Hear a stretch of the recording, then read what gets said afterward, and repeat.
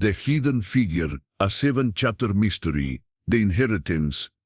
The musty smell of old paper and forgotten memories filled Sarah's nostrils as she climbed the narrow stairs to her grandmother's attic. 3 weeks had passed since Eleanor Whitmore's funeral, and Sarah had finally found the courage to sort through the remnants of a life that had spanned nearly a century. Eleanor had been more than a grandmother to Sarah. She had been a keeper of family secrets, a storyteller whose tales seemed to blur the line between reality and imagination. Now, at 32, Sarah found herself the sole inheritor of not just her grandmother's Victorian house in Salem, Massachusetts, but also the countless mysteries that seemed to permeate every corner of the old dwelling.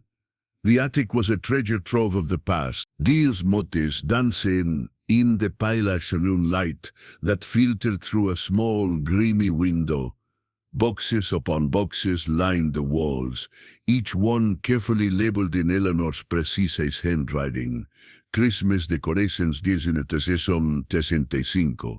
Sarah's school papers. Wedding dress, do not discard. Sarah smiled at the last label. Even in death, her grandmother was still giving orders. As she moved deeper into the attic, her foot caught on something solid. Looking down, she discovered a small wooden chest she had never seen before, hidden beneath a moth-eaten quilt. The chest was beautifully crafted, with intricate carvings of roses and vines along its edges. There was no lock, just a simple brass latch that opened with a soft click. Inside, Sarah found what appeared to be a photographer's collection from decades past. Glass-plate negatives, carefully wrapped in tissue paper, filled most of the space. Beneath them lay a leather-bound journal, its pages yellowed with age, and a collection of developed photographs that seemed to span from the photographs were fascinating glimpses into her family's past. She recognized her grandmother as a young woman, radiant in a wedding dress that must have been the one stored in the labeled box. There was her grandfather, Thomas, looking dapper in a three-piece suit, and various relatives she had heard about but never met. But it was one particular photograph that made Sarah's breath catch in her throat. The image showed a family gathering from what appeared to be the 1930s, based on the clothing and the sepia tone. Her grandmother, probably in her early 20s, stood in the center, surrounded by what Sarah assumed were family members and friends. They were arranged on the front porch of this very house, smiling at the camera with the formal stiffness common to photographs of that era. Sarah studied the faces, trying to identify relatives from stories her grandmother had told. There was Uncle Robert, who had died in the war, and Aunt Margaret, who had scandalized the family by running off with a traveling salesman. But as her eyes moved across the group, she noticed something odd. In the background, partially obscured by the shadow of the porch's overhang, there appeared to be another figure. The person was blurry, as if they had moved during the long exposure time required by cameras of that era. What was strange was that this figure seemed to be wearing clothing that didn't match the period, something more modern, more contemporary. Sarah held the photograph closer to the window, squinting in the dim light. The figure was definitely there, but the details were frustratingly unclear. She could make out what looked like jeans and a t-shirt, clothing that would have been completely out of place in the 19th. The entries were in her grandmother's handwriting, but from many decades ago, when Eleanor's script was more harried and less refined. June 15th, 19th. Henderson was preparing to take the picture.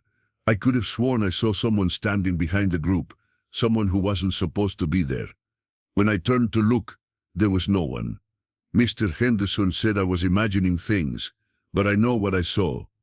June. Henderson brought a developed photograph today. I was right. There is someone in the background, but it's impossible. The person appears to be wearing clothes from a time that hasn't happened yet. Thomas thinks it's just a trick of light and shadow, but I'm not so sure. Sarah's hands trembled slightly as she continued reading. Entry after entry detailed her grandmother's growing obsession with the mysterious figure in the photograph. Eleanor had apparently consulted with other photographers, even a few professors from nearby universities, but no one could explain the anomaly. July 4, 1934. I've been having the most vivid dreams. In them, I see the person from the photograph clearly. It's a woman, probably around my age, with short, dark hair and the most intense green eyes. She seems to be trying to tell me something, but I can never quite understand what. July 20th, 1924. I found something today that has shaken me to my core. While organizing the family Bible, I discovered a birth certificate I have never seen before. It's for a Sarah Elizabeth Whitmore, born in Montevideo, but that's impossible. It's only 1934. It's a certificate that lists Thomas and me as the grandparents. I must be losing my mind. Sarah dropped the journal, her heart racing. She picked up the photograph again, studying the blurry figure with new intensity. The person in the background, could it really be? She fumbled for her phone and turned on its flashlight, illuminating the photograph more clearly. The figure was still indistinct, but now she could see details that made her stomach lurch. The hair length, the general build, even the posture, it all looked remarkably familiar.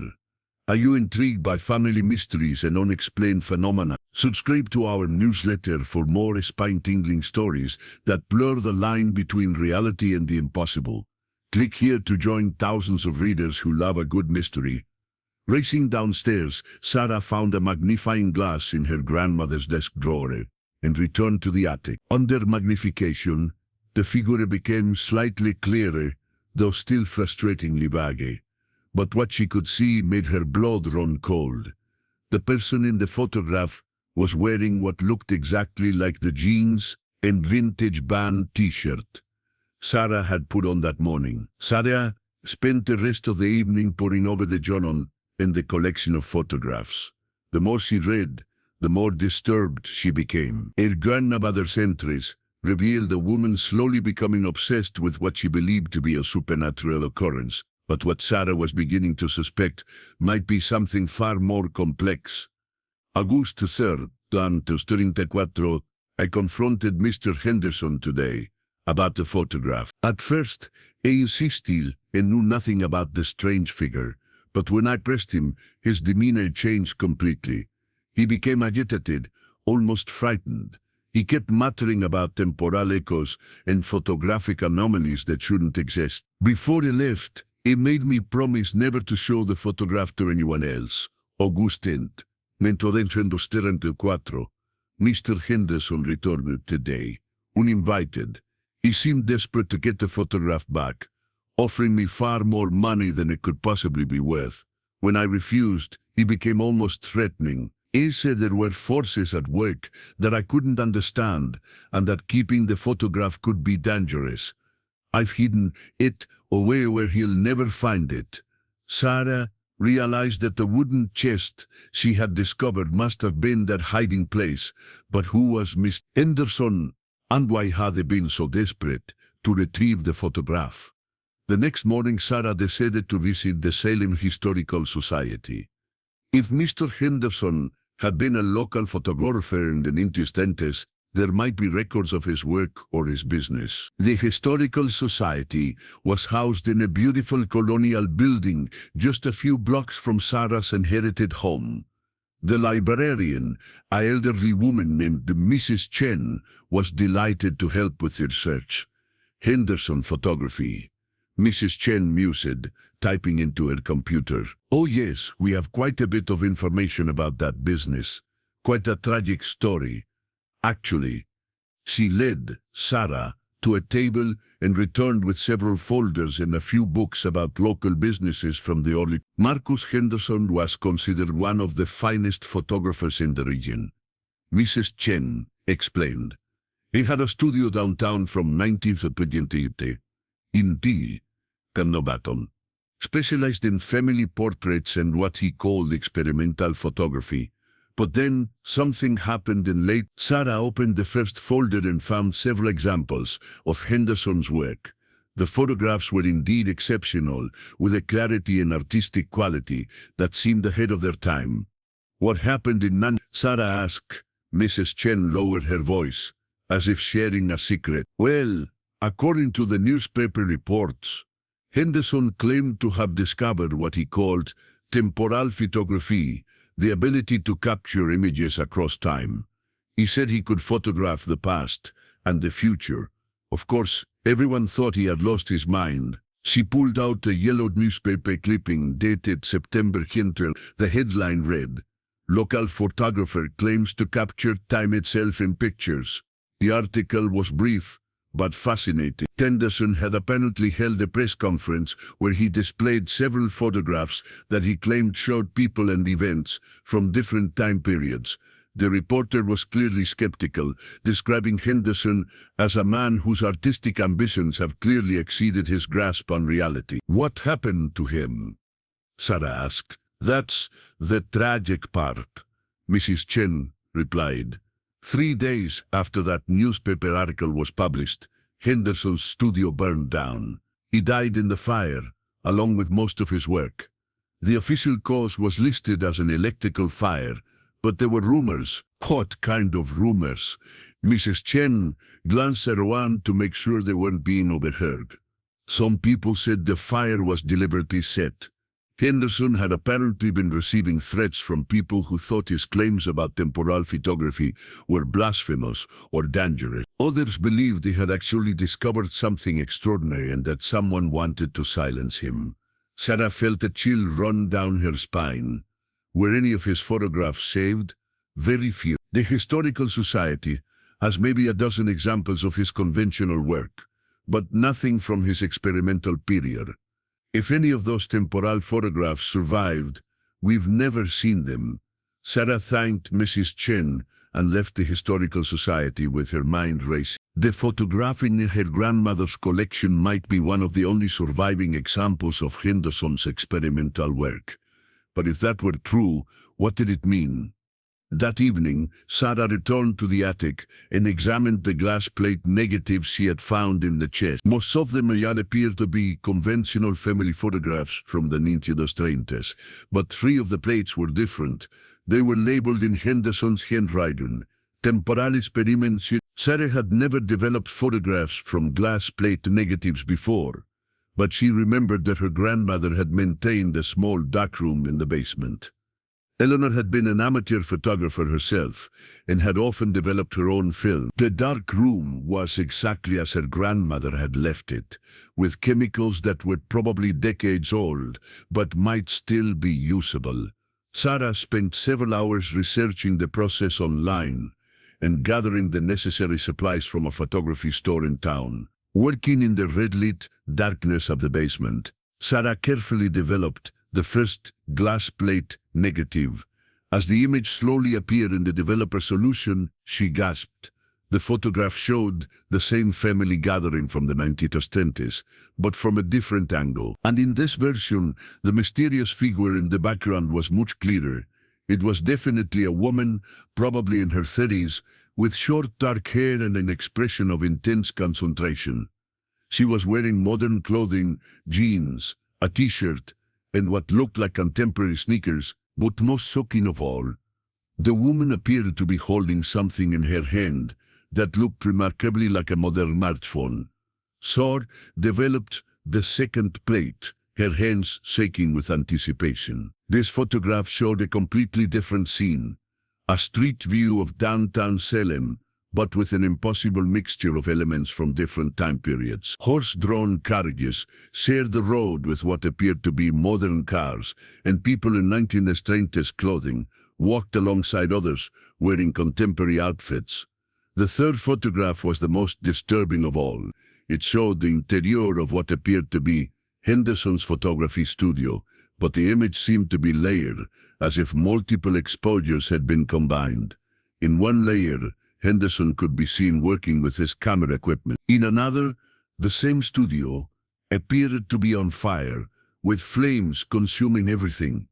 And in a third layer, barely visibly, but unmistakably there, was the same mysterious woman from the family photograph, standing in the burning studio and reaching towards something just outside the frame. Love stories that challenge everything you think you know about time and reality. Join our exclusive community of mystery enthusiasts and get access to bonus content, behind-the-scenes insights, and early access to new stories. Sign up now. Sarah stared at the photographs, spread out on the dark-room table, her mind struggling to process what she was seeing.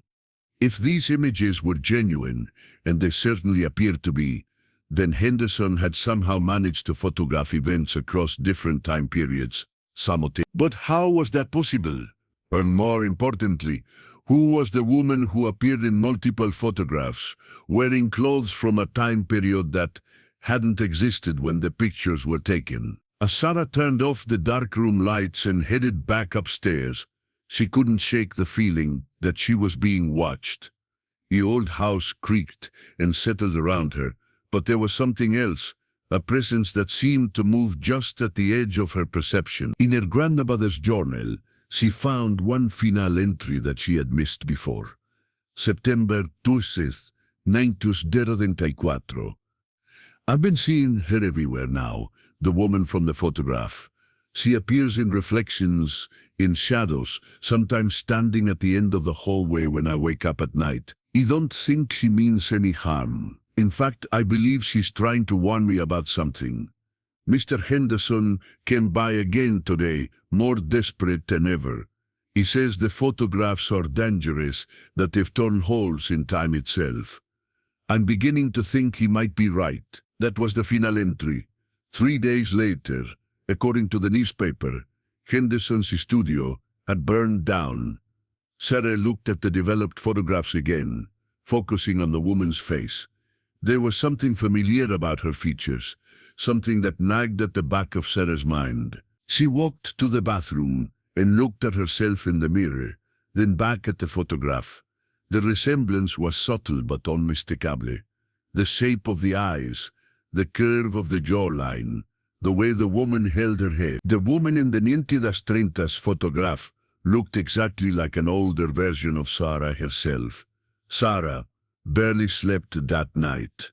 Every creak of the old house, every shadow cast by the street lights outside, seemed to hold the possibility of an encounter with the impossible. She had moved the photographs to her bedroom, spreading them across her grandmother's antique dresser where she could study them by lamplight. The resemblance between herself and the mysterious woman was undeniable, but it raised the questions that challenged everything Sarah thought she understood about reality. How could she appear in photographs taken nearly 90 years ago? Was it possible that Henderson had somehow captured images of her future self? At dawn, exhausted but unable to rest, Sarah made coffee and returned to her grandmother's journal. She read through it again, this time looking for any details she might have missed. On her third pass through the entries, she found something that made her heart skip a beat. July 25th, 1934, the dreams are becoming more vivid. Last night I dreamed I was the woman in the photograph. I could see everything from her perspective, the family gathering, the photographer's equipment, even my own younger self standing in the group. But strangest of all, I could feel her emotions. She was desperate to communicate something about a choice that hadn't been made yet. Sarah set down the journal with trembling hands. Her grandmother had dreamed of being the woman in the photograph, the woman who looked like Sarah herself. Was it possible that Eleanor had somehow foreseen her granddaughter's involvement in this mystery? She decided to search the house more thoroughly. If her grandmother had hidden the photographs and journal in the attic, there might be other clues hidden elsewhere. In Eleanor's bedroom, Sarah found a loose floorboard beneath the antique rug. Underneath was a small metal box containing more documents, letters, newspaper clippings, and what appeared to be research notes in her grandmother's handwriting. The letters were correspondence between Eleanor and various experts she had consulted about the photographs. Physicists, historians, even a few people who claimed to be psychics or paranormal investigators. Most of the responses were polite dismissals, but a few were intriguing. One letter dated 1962 was from a Professor James Morrison at MIT. Dear Mrs. Whitmore, thank you for sharing the photographs with me.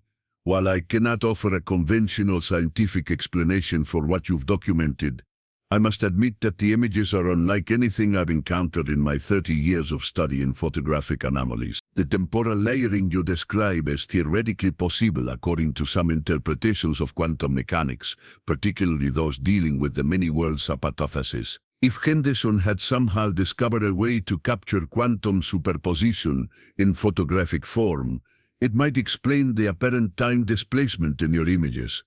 I would very much like to examine the original glass plate negatives if you would be willing to share them. This could represent a breakthrough in our understanding of time and causality. Sincerely, Professor James Morrison. Sarah found Eleanor's response, a carbon copy typed on her grandmother's old typewriter. Dear Professor Morrison, I appreciate your interest, but I have decided not to share the negatives with anyone else. Too many people have already suffered because of these photographs. Mr. Henderson paid with his life, and I fear that further investigation might lead to more tragedy. I will keep the photographs safe, but hidden. Perhaps someday, when the world is ready for such revelations, they will serve their intended purpose. Respectfully, Eleanor Widmore. Among the research notes, Sarah found something that made her gasp. Her grandmother had apparently spent decades trying to understand the photographs, and in the process, she had developed a theory about what they represented. According to Eleanor's notes, she believed that Henderson had accidentally discovered a way to photograph what she called temporal convergence points, moments when the barriers between different time periods became thin enough for images to bleed through from one era to another. But more disturbing was Eleanor's conclusion about the woman in the photographs. The woman appears to be a temporal anchor, someone whose presence in the convergence point allows the phenomenon to occur. Without her, the photographs would show only the intended time period. It appears suggests that she is somehow connected to both the past and the future, serving as a bridge between different moments in time. I believe this woman is not from the 1910s, but from a future time period. Her purpose in appearing in these photographs is unclear, but I suspect she is trying to prevent or cause some significant event. The urgency in her expression suggests that time is running out for whatever mission she has undertaken. Sarah's phone rang, startling her from her reading. It was her best friend, Jessica, calling to check on how the house cleaning was going. You sound terrible, Jessica said after Sarah answered. Have you been sleeping? Not much, Sarah admitted. I found some things in the attic that have me pretty shaken up. What kind of things? Sarah hesitated. How could she explain what she had discovered without sounding completely insane? Cast some old family photographs that raise questions about our family history. Well, you need to take a break. Why don't you come into town for lunch? You've been cooped up in that old house for days. Sarah agreed, thinking that some time away from the photographs might help her gain perspective. She gathered up the most important documents and photographs, locked them in her grandmother's safe, and drove into downtown Salem. Fascinated by the intersection of science and the supernatural, our premium newsletter delivers cutting-edge stories about unexplained phenomena, quantum mysteries, and the strange science behind impossible events.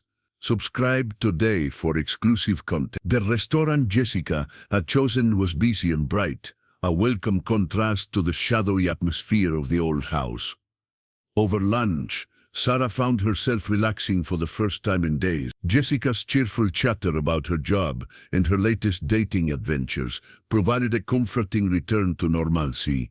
But as they were finishing their meal, Sarah noticed something that made her blood run cold. Across the restaurant, partially hidden behind a pillar, stood a woman with short dark hair, wearing jeans and a t-shirt.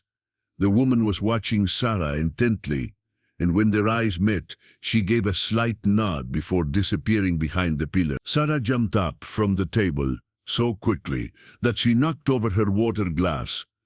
Sarah, what's wrong? Jessica asked, alarmed. I'll be right back, Sarah stammered, rushing across the restaurant to where the woman had been standing. But there was no one there. Sarah looked around frantically, checking the restroom, the kitchen entrance, even the back exit. The woman had vanished completely. "Miss, are you all right?" asked a concerned waiter. "Did you see a woman standing here just now? Short dark hair, about my height." The waiter looked confused. "I've been working this section all afternoon. There hasn't been anyone standing here." Sarah returned to the table, shaken. Jessica was looking at her with obvious concern. "Sarah, you're scaring me. What's going on?" For the first time, Sarah told someone else about the photographs. She explained everything: the mysterious figure, Henderson's experiments, her grandmother's research, and the impossible resemblance between herself and the woman in the picture. Jessica listened without interruption, her expression growing more worried with each detail. "Sarah," she said gently, when the story was finished, "I think you need to talk to someone. A professional. This sounds like you might be having some kind of breakdown." "I'm not crazy, Jess. You have the photographs. I can show you, even if the photographs are real, even if they show what you think they show. You're talking about time travel. That's not possible." Sarah felt a surge of frustration. "A week ago, I would have agreed with you, but I've seen the evidence. And now I'm seeing her. The woman from the photographs. She was just here, watching me." Jessica reached across the table and took Sarah's hand. "Honey, you've been under a lot of stress. Your grandmother just died. You inherited this big old house. You're dealing with all these family memories. It's not surprising that your mind might be playing tricks on you." Sarah wanted to argue, but she could see the logic in Jessica's concern. From an outside perspective, her story did sound like the delusions of someone having a mental health crisis. They finished lunch in uncomfortable silence, and Jessica made Sarah promise to call her doctor and schedule an appointment. As they parted ways outside the restaurant, Jessica hugged her tightly. "I'm worried about you," she whispered. "Please be careful." Driving back to the house, Sarah found herself questioning everything. Was Jessica right? Was she having some kind of breakdown triggered by grief and stress? The photographs were real, but perhaps her interpretation of them was colored by an unstable mental state. But as she pulled into her grandmother's driveway, she saw something that shattered any hope of a rational explanation. Standing on the front porch, exactly where she had stood in the Nintia dos Treinta's family photograph, was the woman with short dark hair. She was wearing the same clothes Sarah had seen in the restaurant, and she was holding what appeared to be a mobile smartphone. The woman looked directly at Sarah, raised her hand in a gesture that might have been a greeting or a warning, and then simply faded away like morning mist. Sarah sat in her car for a long time, engine running, staring at the empty porch. Whatever was happening to her, it was far beyond the realm of psychological explanation. She was going to have to accept that the impossible was real. Sarah spent the evening researching everything she could find about temporal photography, quantum mechanics, and time travel theories. The internet was full of speculation and pseudoscience, but she also found legitimate scientific papers that discussed the theoretical possibility of what Professor Morrison had called quantum superposition in photographic form. According to one paper by a physicist at Stanford, certain electromagnetic conditions might theoretically allow photographic equipment to capture images from multiple time periods simultaneously. The author stressed that this was purely theoretical and that no such phenomenon had ever been documented. But Henderson's photographs suggested otherwise. As night fell, Sarah found herself drawn back to the dark room. She had one more glass plate in negative to develop, one that she had overlooked in her initial excitement. This plate was labeled differently than the others, for Asiobli. When the time comes, Asiobli, Sarah Elizabeth Whitman Henderson had somehow known that she would eventually find and develop this photograph. Working carefully in the red-lit darkness, Sarah developed the final plate. As the image emerged in the developer solution, she realized that this photograph was different from all the others. It showed the interior of her grandmother's house, but not as it appeared in the 1930s. The photograph depicted the house as it looked now, in the present day, complete with modern furniture and even Sarah's own belongings scattered around the living room. But then the most shocking element was in the center of the image. Sarah herself, standing in the living room and looking directly at the camera. She was wearing the same clothes she had on at that very moment. The photograph had somehow captured an image of the present moment, despite being taken nearly 90 years ago. Sarah stared at the impossible image, her mind reeling. How could Henderson have photographed her in her grandmother's house? As she studied the photograph more closely, she noticed something else. In the background, barely visible in the shadows, near the staircase, was another figure. The woman with short dark hair was there again. But this time she appeared to be pointing at something just outside the frame of the photograph. Sarah looked up from the developer tray and gasped, standing in the doorway of the dark room. Exactly as she appeared in the photograph was the mysterious woman. "Don't be afraid," the woman said, her voice soft but urgent. "We don't have much time." Sarah's heart was pounding so hard she could barely speak. Who are you?" "I'm you," the woman replied simply. "Or rather, I'm who you become. My name is Sarah Elizabeth Whitmore, and I'm from the year 2. The woman stepped closer, and Sarah could see that despite the resemblance, she was indeed older, probably in her late 50s, with lines around her eyes and gray streaks in her dark hair. 27 years from now, you'll discover something that changes everything," the older Sarah continued. Henderson's photographs weren't just accidents. They were deliberate attempts to send a message across time. A warning. A warning about what? About a choice you're going to have to make. In 3 days, on September 18, 2024, you'll be contacted by a man named Dr. Richard Blackwood. He's a physicist who has been searching for Henderson's lost photographs for decades. He'll offer to buy them from you for an enormous sum of money. Sarah found her voice. What's wrong with that? Blackwood doesn't want to study the photographs. He wants to destroy them. In my timeline, you sold them to him, and he succeeded in erasing all evidence of Henderson's discovery. But that was a mistake. The older Sarah moved to the developed photograph and pointed at the shadowy figure in the background. Henderson discovered something that humanity needs to know about. The ability to communicate across time isn't just a scientific curiosity, it's a survival tool. In 2051, we're facing a crisis that could have been prevented if we had understood Henderson's work decades earlier. What kind of crisis? I can't tell you everything. The temporal mechanics are delicate, and too much information could create paradoxes that would make things worse. But I can tell you this. When Blackwood contacts you, you must refuse his offer. Instead, you need to take the photographs to Professor Sarah Chen at MIT. Sarah blinked. Professor Chen. But the librarian at the Historical Society was named Mrs. Chen, her granddaughter. Sarah Chen becomes one of the leading experts in temporal physics, partly because of her grandmother's stories about Henderson's photographs. She's the only person in your time period who will understand what the photographs really represent. The older Sarah began to fade slightly, like an image losing focus. "I don't have much longer," she said urgently.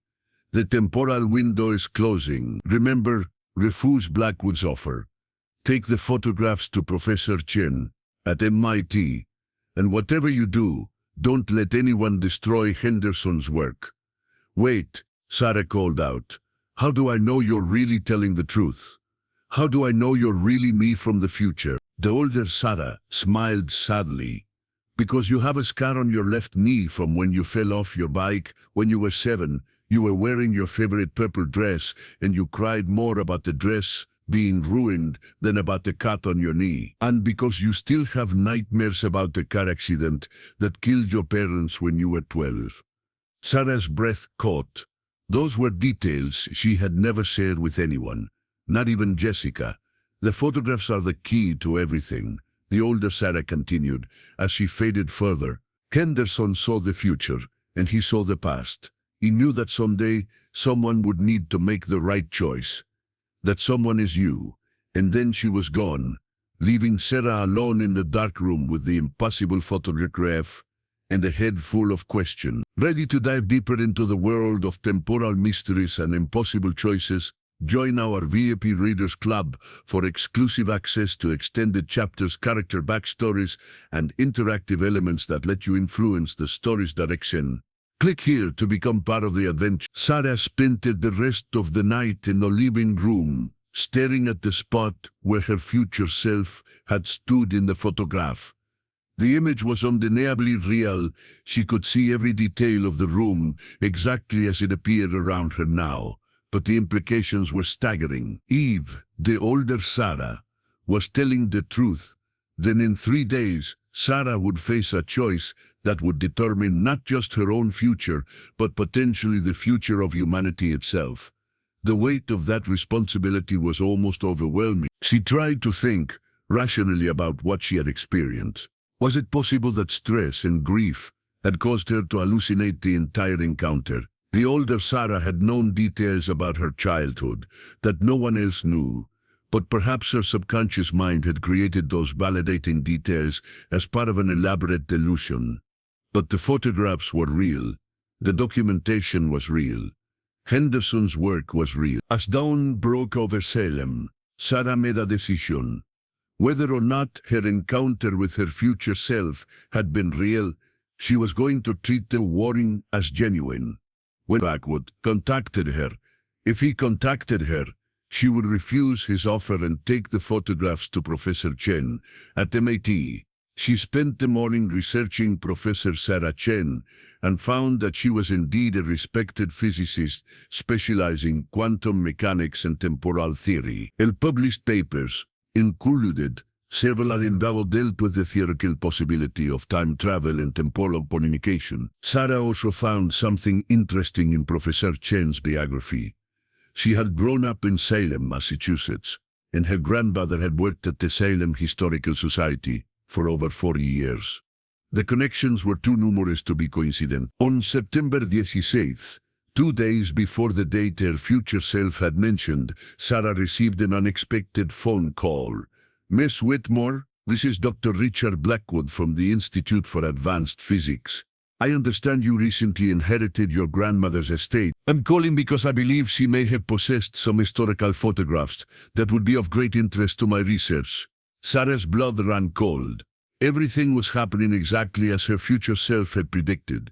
What kind of photographs? She asked, trying to keep her voice steady. Photographs taken by a local photographer named Marcos Henderson in the 1930s. I've been researching Henderson's work for many years, and I have reason to believe your grandmother may have acquired some of his experimental photographs. I'm not sure what you're talking about, Sarah leered. Miss Whitmore, I'm prepared to offer you a very substantial sum for these photographs. We're talking about enough money to secure your financial future. All I ask is the opportunity to examine what your grandmother left behind. I'm still going through her things. You haven't found any unusual photographs. There was a pause on the other end of the line. When Blackwood spoke again, his tone had changed slightly, becoming more insistent. Miss Whitmore, I think you should understand that these photographs, if they exist, could be dangerous in the wrong hands. There are people who might misuse Henderson's work for purposes that could be problematic. I represent a government-funded research institute. We have the resources and the responsibility to ensure that any potentially hazardous materials are properly contained. The threat was subtle but unmistakable. Sarah felt a chill run down her spine. I'll call you back if I find anything, she said, and hung up. Her hands were shaking as she set down the phone. Dr. Blackwood's call had confirmed everything her future self had told her. The photographs were indeed valuable and dangerous, and there were people who wanted them destroyed. Sarah looked at the calendar on her grandmother's kitchen wall. September 8th was tomorrow.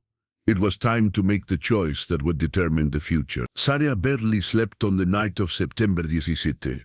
She had spent the day making preparations, carefully packing Henderson's photographs and her grandmother's research into a secure carrying case.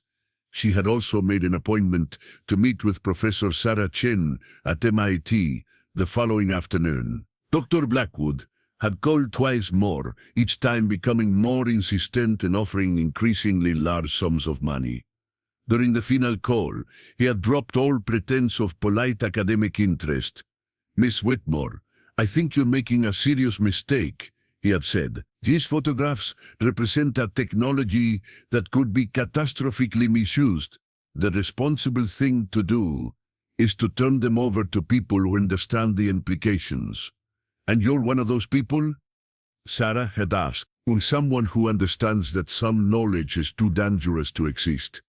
After that call, Sarah had made another decision.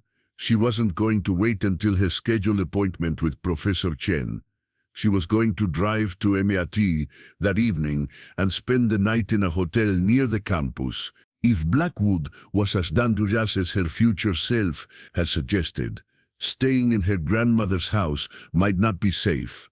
As she loaded her car with the photographs and documents, Sarah noticed a black sedan parked across the street. It had been there for several hours, and she was certain she had seen the same car earlier in the day.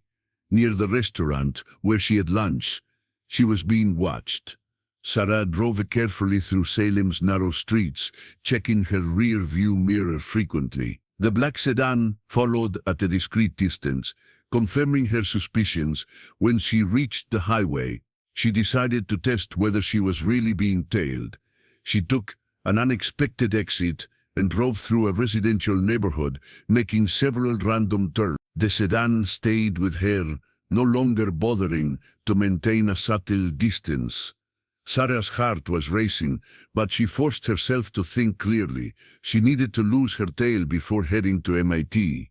But she also needed to be smart about it. A high-speed chase would only attract police attention and potentially put innocent people at risk.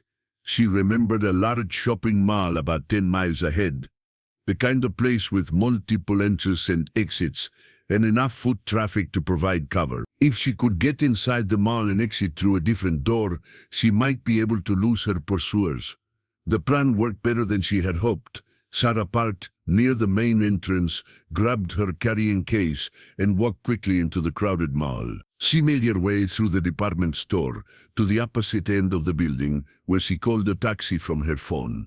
20 minutes later, she was in a different car, heading toward Boston, while her own vehicle remained in the mall parking lot as a decoy. The taxi driver, a friendly older man named Frank, seemed to sense her nervousness. "Everything okay, miss? You seem a little jumpy." "Just some family drama," Sarah said, which wasn't entirely untrue. "I understand. Family can be the most complicated thing in the world, but also the most important." Sarah thought about her grandmother, about the older version of herself she had met in the dark room, and about the choice she was making.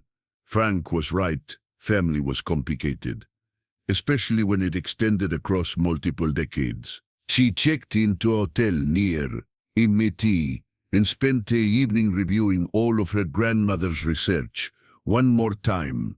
The more she studied Eleanor's notes, the more convinced she became that her grandmother had understood far more about Henderson's work than she had ever revealed.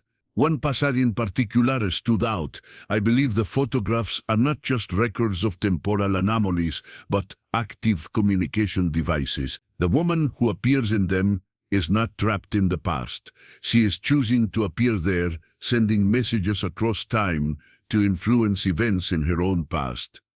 This suggests a level of temporal manipulation that goes far beyond anything science currently understands. If this is true, then the photographs themselves might be the key to developing this technology.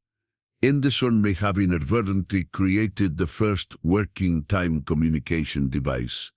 Sarah realized that her grandmother had essentially predicted everything that had happened. Eleanor had known that someday someone would try to destroy the photographs, and she had hidden them specifically to prevent that from happening.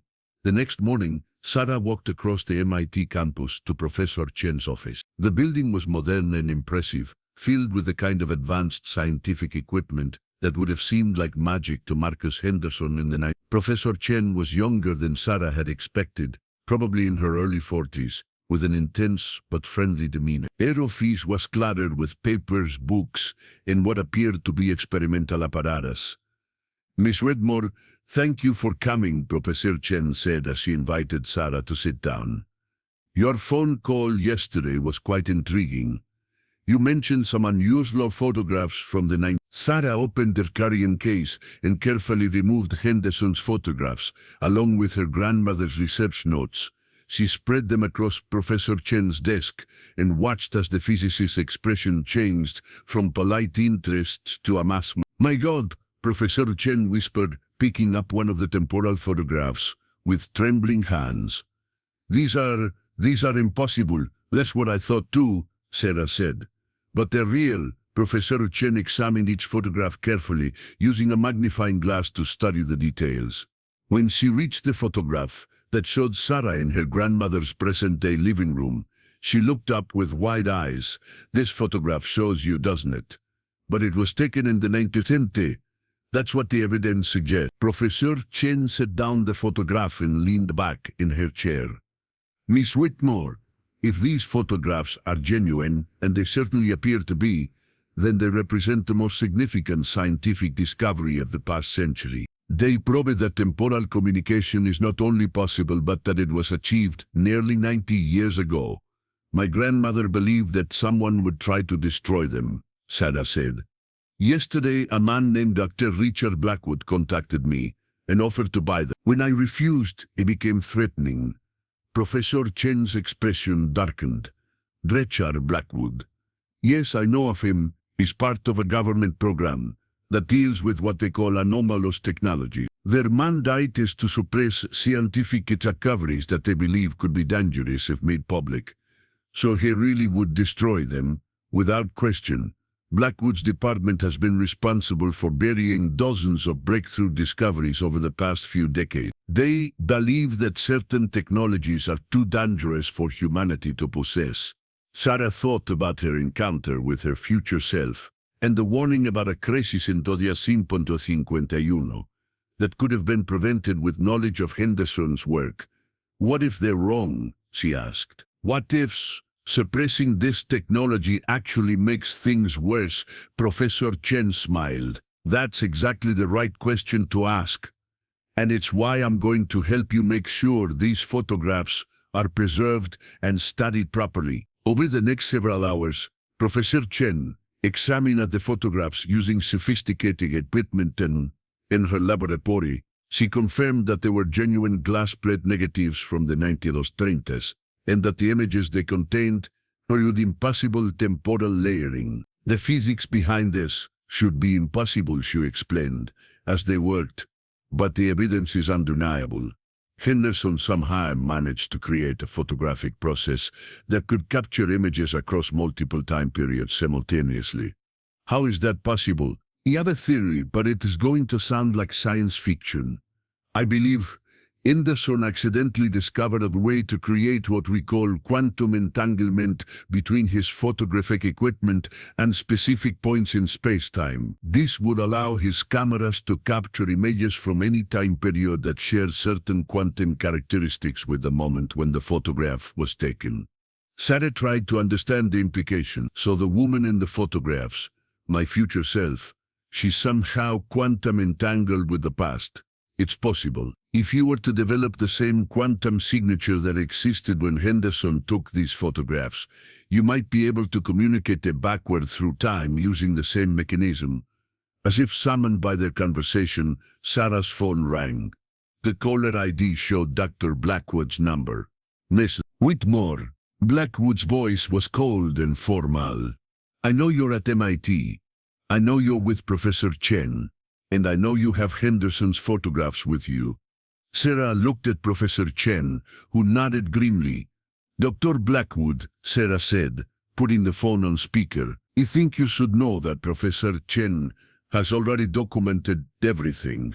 If anything happens to us, or to these photographs, the evidence will be made public. Blackwood laughed, but there was no more in it. Professor Chen knows better than to cross my department. Don't you, Professor? Professor Chen leaned toward the phone. Richard, these photographs, represent the greatest scientific discovery of our time. You can't suppress this. What? May, Blackwood replied. You have 1 hour to turn over all materials related to Henderson's work. If you refuse, I'll have no choice but to involve federal authorities. These photographs will be classified as national security threats, and anyone who possesses them will be charged with espionage. The line went dead.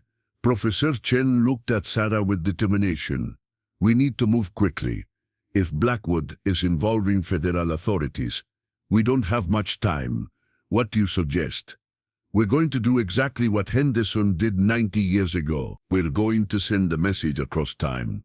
Professor Chen led Sarah to a secured laboratory in the basement of the physics building. The room was filled with equipment that Sarah didn't recognize. Devices that hummed with electrical energy and displayed complex printouts on multiple computer screens. This is my temporal research lab, Professor Chen explained as she began activating various machines. I've been working on theoretical time communication for years, but I never had the proof of concept that Henderson's photographs provide. Sarah watched nervously as Professor Chen made adjustments to what appeared to be a sophisticated camera setup connected to several large machines. What exactly are we going to do? Sarah asked. We're going to replicate the Henderson's experiment, but with modern equipment and a specific purpose. If my theory is correct, we can use the quantum entanglement properties of the original photographs to send a message to Henderson himself. Is that safe? Professor Chen paused in her work. Honestly, I don't know. Temporal manipulation is inherently dangerous. We could create paradoxes, alter the timeline, or worse. But if we don't try, Blackwood will destroy the photographs, and humanity will lose this knowledge forever. Sarah thought about her future self's warning about the crisis in My grandmother's research suggested that the woman in the photographs, my future self, was trying to prevent something terrible from happening. If we don't act now, that terrible thing might still occur. Then we don't have a choice, Professor Chen said, resuming her preparations. The equipment was incredibly complex, but Professor Chen explained the basic principle as she worked. By analyzing the quantum signatures present in Henderson's original photographs, she could theoretically recreate the same temporal conditions that had allowed him to capture images across time. The key is synchronization, she explained. We need to align our quantum field with the exact moment when Henderson took his temporal photographs. If we can do that, we should be able to send information backward to that same moment. Sarah helped as much as she could, following Professor Chen's instructions to position Henderson's original photographs in specific locations around the experimental apparatus. The glass plate negatives seemed to resonate with the equipment, creating subtle harmonic frequencies that filled the laboratory. It's working, Professor Chen said excitedly, watching her computer displays. The quantum signatures are aligning. We're establishing a temporal connection with September 1934. Suddenly, the laboratory door burst open. Dr. Blackwood entered, followed by several men in dark suits who were obviously federal agents. Step away from the equipment, Blackwood ordered. This experiment ends now. Professor Chen moved protectively in front of her apparatus. Richard, you don't understand what you're doing. This technology could revolutionize our understanding of time and causality. That's exactly why it needs to be destroyed, Blackwood replied. So my knowledge is too dangerous to exist. One of the federal agents moved toward the photographs, but Sarah stepped into his path. You can't destroy these, she said. They're the only proof that temporal communication is possible. Whitmore, Blackwood said coldly, you're interfering with a matter of national security. Stand aside, or you'll be arrested. Sarah looked at Professor Chen, who gave her a subtle nod. The equipment was still running, still maintaining its If they could complete the experiment, they might be able to send a warning that would preserve Henderson's work. Professor Chen, Sarah said loudly, initiate the temporal transmission now. Professor Chen's hands flew over her controls, activating the final sequence of the experiment. The laboratory filled with a strange pulsing light, and the air itself seemed to vibrate with energy. "Shut it down," Blackwood shouted, but it was too late. On the main display screen, an image began to form. It showed Henderson's photography studio in 1934, but the image was overlaid with text, a message that Professor Chen was transmitting across time. "Marcus Henderson, your work is vital to humanity's future. Keep copies of all temporal photographs. Trust Eleanor Whitmore. The future depends on preserving your discovery." The image flickered then stabilized, showing Henderson himself standing in his studio, looking directly at the camera. With an expression of amazement, he could see the message, and he was reading it. Then the connection broke, and the laboratory plunged into darkness as Blackwood's agents shut down the power. "Arrest them both," Blackwood ordered. "Charge them with espionage and destruction of federal property." But as the agents moved forward, something extraordinary happened. The photographs on the laboratory table began to glow with their own light, and new images started to appear on the glass plates. Sarah watched in amazement as the temporal photographs updated themselves in real time, showing new scenes from. Henderson was moving through his studio, gathering photographs and documents, hiding them in various locations. The message had reached him, and he was acting on it. In one of the new images, Henderson could be seen placing a metal box beneath the floorboards of his studio. In another, he was handing a package to a young woman who looked remarkably like Eleanor Whitmore. "Impossible," Blackwood whispered, staring at the changing photographs. "The past can't be altered," but it was being altered right before their eyes. The temporal experiment created a stable loop. Henderson had received the warning from the future and had acted to preserve his work, which had allowed Sarah to find the photographs in the present, which had enabled her to send the warning to the past. Professor Chen smiled triumphantly. "Richard, you've just witnessed the first successful temporal communication in human history. This changes everything." Blackwood's face was pale with shock and anger. "This is exactly why this technology is too dangerous. You've just proven that the past can be changed." "Do you have any idea what that means?" "It means that time isn't fixed," Sarah said, understanding flooding through her. "It means that the future can be changed too. The crisis that my future self warned me about. It doesn't have to happen." The federal agents looked confused, unsure how to proceed in the face of what they had just witnessed. Blackwood seemed to be struggling with the implications of what had occurred. "The photographs are evidence of a stable time loop," Professor Chen explained. "Henderson preserved his work because we warned him to do so, and we were able to warn him because he preserved his work. The timeline is consistent, but if the past can be changed," one of the agents asked, "doesn't that mean anything could be changed? Couldn't someone go back and alter history?" Professor Chen shook her head. "The temporal mechanics appear to be self-correcting. The loop we've created is stable because it doesn't create paradoxes. Henderson was always meant to receive our warning, just as Sarah was always meant to find the photographs." Sarah looked at the updated photographs, seeing new details that hadn't been there before. In one image, Henderson had written a note that was now visible for Sarah Elizabeth Whitmore. "The future is not fixed. Choose wisely. The choice my future self warned me about," Sarah realized. "It wasn't just about refusing to sell the photographs to you, Dr. Blackwood. It was about proving that time communication is possible and that the future can be changed." Blackwood seemed to deflate, the fight going out of him. "Even if that's true, this technology is still dangerous. In the wrong hands, it could be used to alter history for malicious purposes. That's why it needs to be studied and understood," Professor Chen said. "Not suppressed and hidden. The only way to prevent misuse is through proper scientific research and ethical guidelines."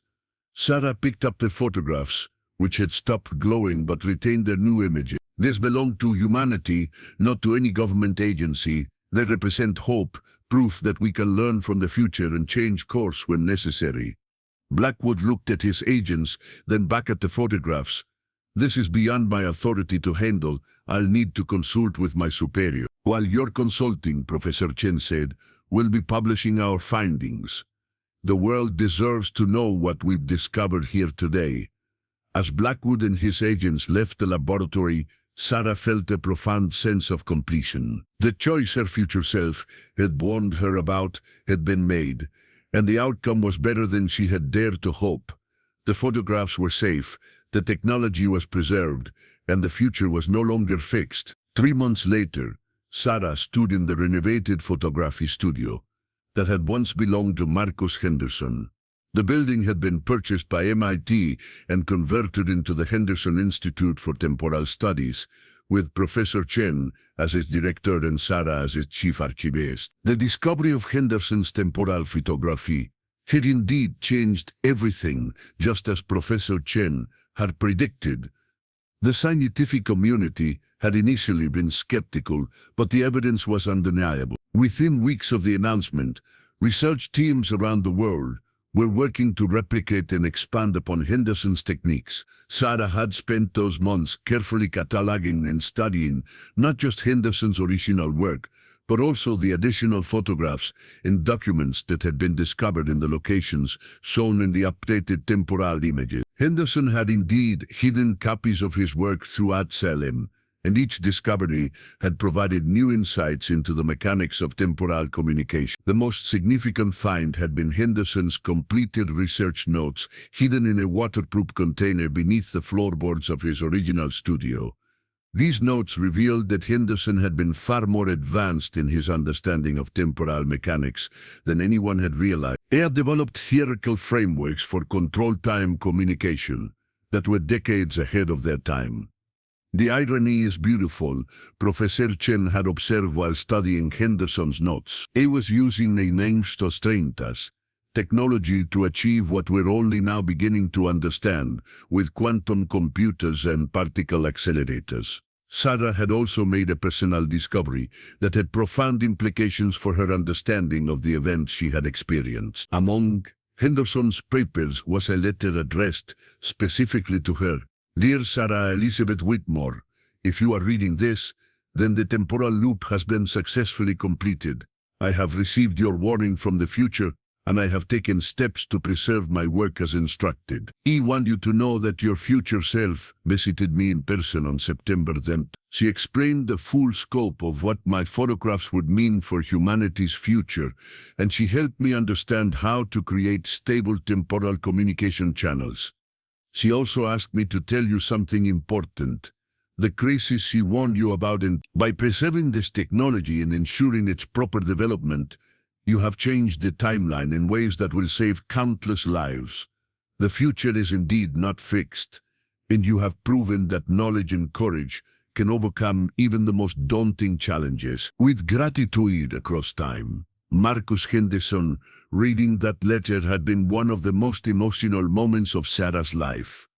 Not only had she succeeded in preserving Henderson's work, but she had also prevented the future catastrophe that her older self had warned her about. The changes to the timeline had been subtle but significant. Research into temporal mechanics was now proceeding openly, with proper ethical oversight and international cooperation. The technology was being developed for beneficial purposes: early warning systems for natural disaster, communication with space missions across vast distances, and even therapeutic applications for people suffering from temporal displacement disorder. Blackwood had eventually become an ally rather than an adversary. Once his superiors understood the potential benefits of controlled temporal communication, his department had been restructured to focus on ensuring the responsible development of the technology rather than suppressing it. He was wrong to try to destroy Henderson's work, Blackwood had admitted during one of their meetings at the Institute. But I still believe we need to be extremely careful about how this technology is used. The ability to communicate across time is perhaps the most powerful tool humanity has ever possessed. Sarah agreed completely. The Institute had established strict protocols for temporal communication experiments, and every project was subject to review by an international ethics committee. The goal was to harness the technology's benefits while preventing the kind of temporal manipulation that could destabilize history. On this particular afternoon, Sarah was preparing for a very special experiment. Using Henderson's techniques combined with modern quantum technology, Professor Chen had developed a method for controlled, two-way temporal communication. For the first time, they were going to attempt to have a real conversation with someone in the past. The target was Henderson himself. On September 25, 1934, 5 days after his meeting with Sarah's future self. The plan was to establish a stable communication channel that would allow them to share information about the technological developments that had occurred since his time. "Are you ready?" Professor Chen asked as she made final adjustments to the equipment. Sarah nodded, though she felt nervous about the implications of what they were attempting. Speaking directly with Henderson would be the ultimate test of their understanding of temporal mechanics. The laboratory filled with the familiar pulsing light as the quantum field generators activated. On the main display screen, an image began to form. Henderson's studio in 1934, with Henderson himself sitting at his desk, apparently waiting for the communication. Henderson, Sarah spoke into the microphone connected to the temporal transmission system. "Can you hear me?" Henderson looked up from his desk and smiled directly at the camera. "Miss Whitmore, it's a pleasure to finally speak with you directly. Your future self told me this conversation would take place." The clarity of the communication was remarkable. Despite the 90-year gap, Henderson's voice came through clearly, with only a slight temporal distortion that gave it an otherworldly quality. "We wanted to thank you," Sarah said, "for preserving your work and making all of this possible." "The thanks should go to you," Henderson replied. "You're the one who chose to protect the photographs when it would have been easier and safer to destroy them." "That took tremendous courage." Professor Chen leaned at the microphone. "Mr. Henderson, we've been studying your techniques, and we're amazed by the sophistication of your theoretical framework. How did you develop such advanced understanding of temporal mechanics?" Henderson chuckled. "He had an excellent teacher, your future self, Miss Whitmore. She spent several hours with me explaining concepts that wouldn't be discovered by mainstream science for decades. She helped me understand that time isn't linear, but rather a complex web of interconnected possibilities." "What else did she tell you?" Sarah asked. "She explained that the photographs were just the beginning. She said that humanity would eventually develop the ability to travel physically through time, not just communicate across it. But she also warned that such power would require great wisdom and restraint." Sarah felt a chill of excitement and apprehension. Physical time travel was still purely theoretical, but if her future self had mentioned it to Henderson, it suggested that such technology would eventually be developed. "Did she say when that would happen?" Professor Chen. "She was deliberately vague about the specific dates," Henderson replied.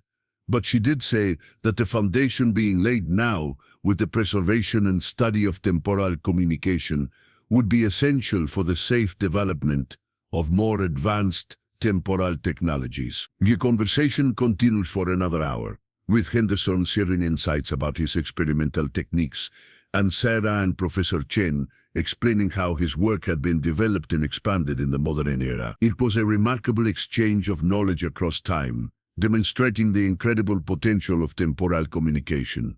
As the communication session drew to a close, Henderson had one final message for Sarah. "Your future self asked me to tell you something," he said. "She wanted you to know that the choices you made, to preserve the photographs, to trust Professor Chen, to stand up to those who would suppress this knowledge, those choices created a timeline where humanity learns to use temporal technology wisely. You should be proud of what you've accomplished." The image faded as the temporal field generators powered down, leaving Sarah with a profound sense of completion and purpose.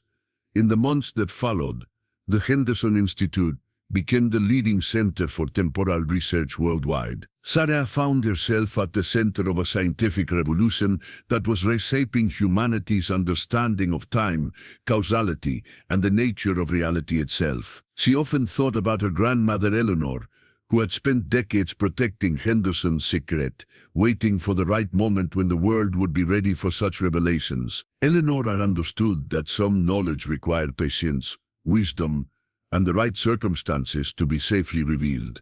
The family photograph that had started it all now hung in a place of honor in the Institute's main gallery, alongside Henderson's other temporal images. Visitors often stared at it in wonder, trying to comprehend how a photograph taken in the 1930s could show a person from the 21st century. But for Sarah, the photograph represented something more than a scientific curiosity. It was proof that the future was not predetermined, that individual choices could change the course of history, and that knowledge preserved and shared responsibly could benefit all of humanity. Late one evening, as Sarah was working alone in the Institute, she felt a familiar presence. Turning around, she saw her future self standing in the doorway, the same woman she had met in her grandmother's darkroom, but now looking more relaxed and peaceful. "Hello, Sarah," the older woman said with a warm smile. "I thought I might see you again," Sarah replied. Is the timeline stable now?" "More than stable," her future self confirmed. "The crisis of 2051 has been completely averted. Humanity learns to use temporal technology wisely, and the knowledge gained from Henderson's work leads to breakthroughs that benefit countless generations." What happens next?" The older Sarah's eyes twinkled with mischief. "That would be telling.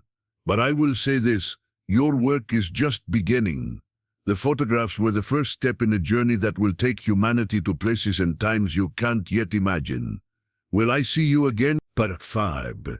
Time has a way of bringing together the people who need to meet when they need to meet them.